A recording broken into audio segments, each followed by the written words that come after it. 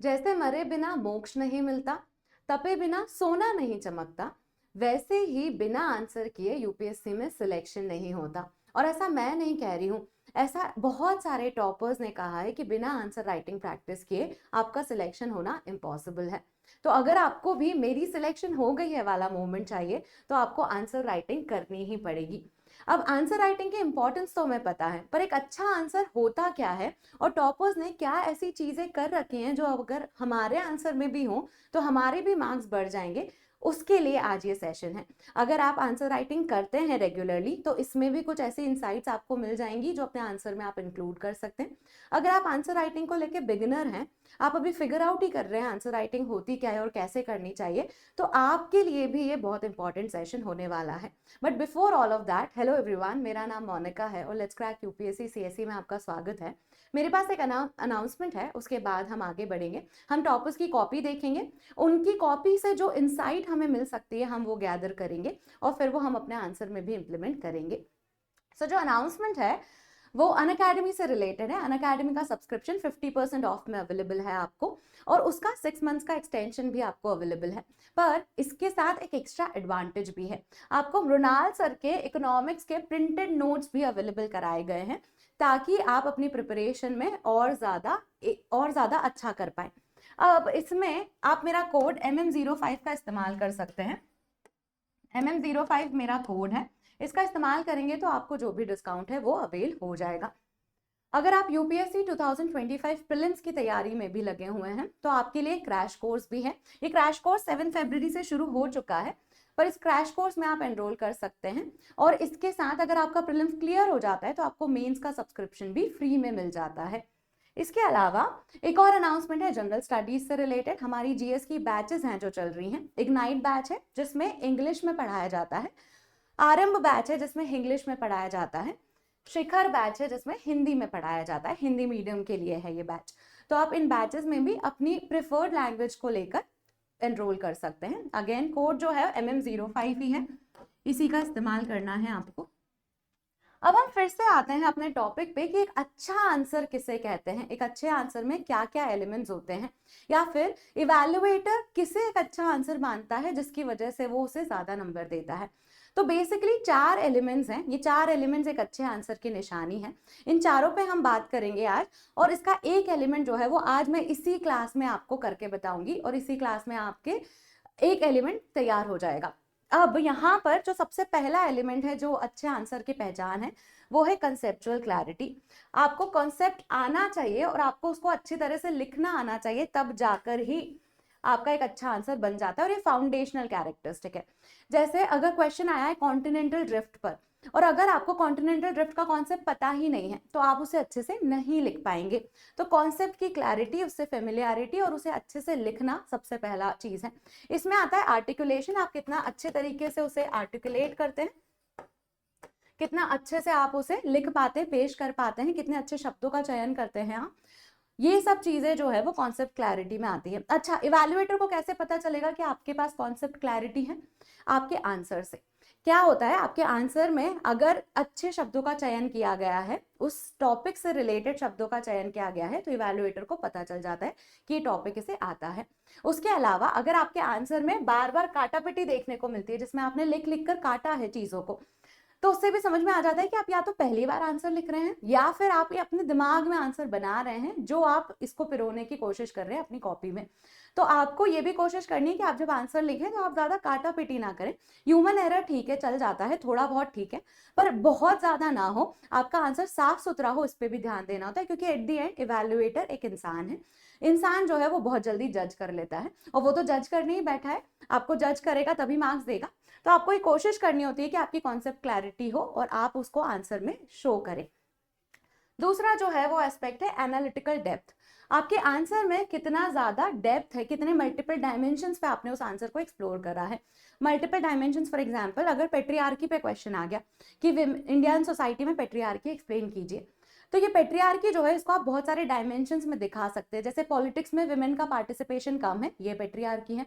Economics में labour force participation women का कम है, ये पेट्रियार्की है।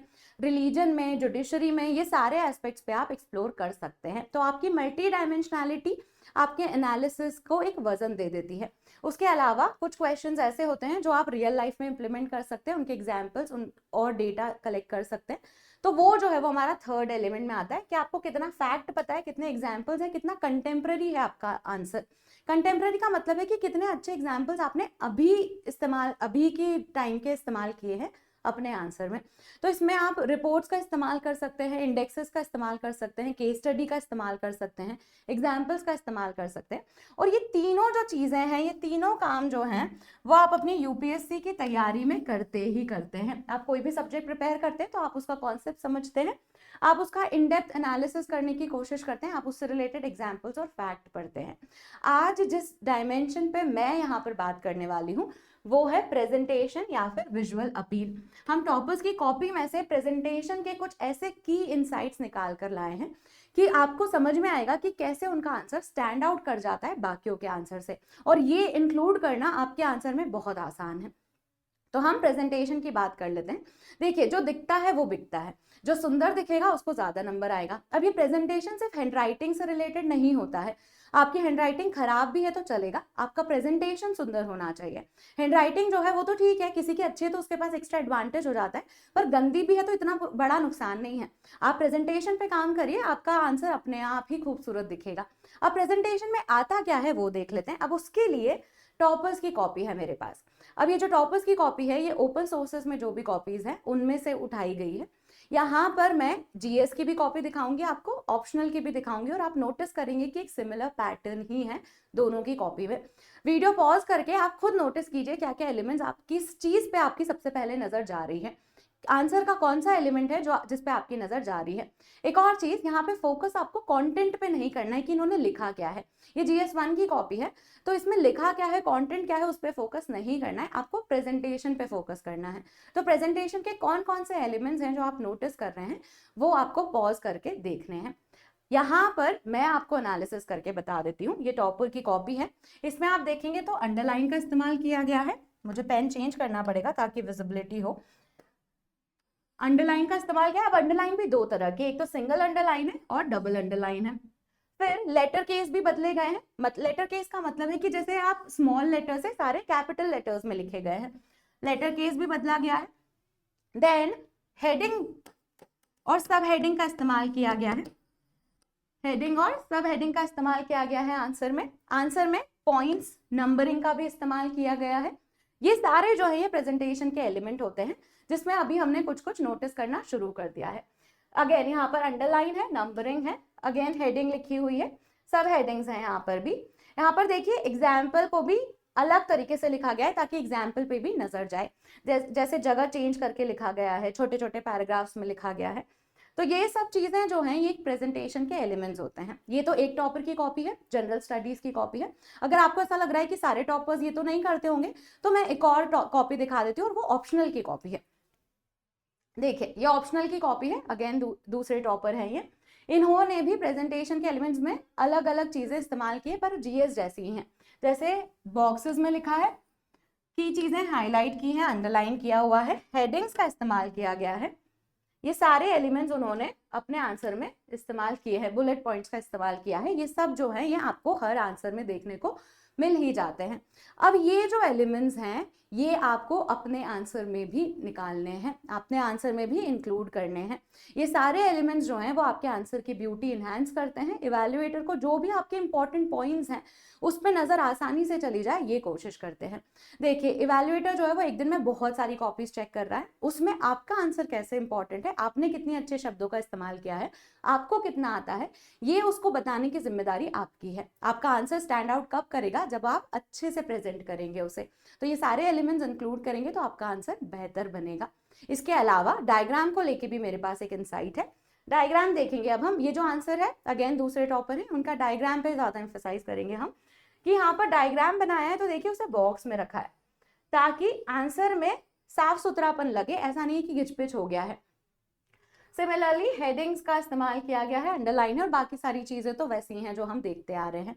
तो ये भी चीज है जो आपको अपने आंसर में इंक्लूड करनी है कि आप कोशिश करें कि अगर आप मैप बना रहे तो उसके आसपास बॉर्डर बना दे, कोई भी डायग्राम बना रहे तो उसके आसपास बॉर्डर बना दे। जीएस का आंसर है, ऑप्शनल का भी देख लेते हैं।